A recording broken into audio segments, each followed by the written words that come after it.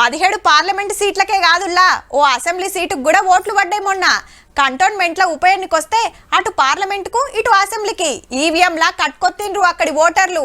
ఇండిపెండెంట్లు చాలా మందే నిలబడ్డారు కానీ రెండు ముఖ్యమైన పార్టీల నడుమనే పోటీ నడిచింది. సెంటిమెంట్ వర్కౌట్ అవుతుందని ఒకలు, డెవలప్మెంట్కు ఇమ్మతిస్తారని ఇంకొకరు ఎదురు చూసినాయల్లా రిజల్ట్ ఇగో గిట్లొచ్చింది. పార్లమెంట్లా ఎంపీలే కాదుల్లో అసెంబ్లీలా ఎమ్మెల్యేల బలగం సుత పెరిగింది కాంగ్రెస్ కు. కంటోన్మెంట్ ఉప ఎన్నికల్లా కాంగ్రెస్ క్యాండిడేట్ శ్రీ గణేష్ అన్న 13,000 ఓట్ల మెజార్టీ తోటి గెలిచిండు. ఇది బీఆర్ఎస్ కు సిట్టింగ్ సీటు.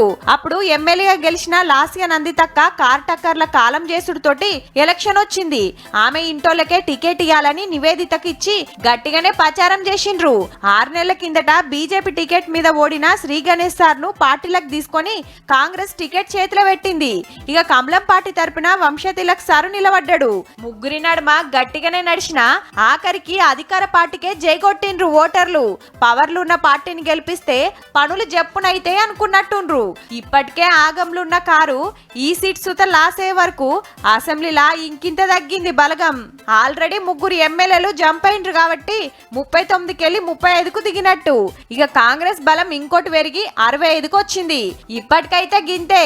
రేపు ఎవరి లెక్క ఎట్లుంటదో ఎవ్వలం చెప్పరాకుంటుంది రాజకీయం.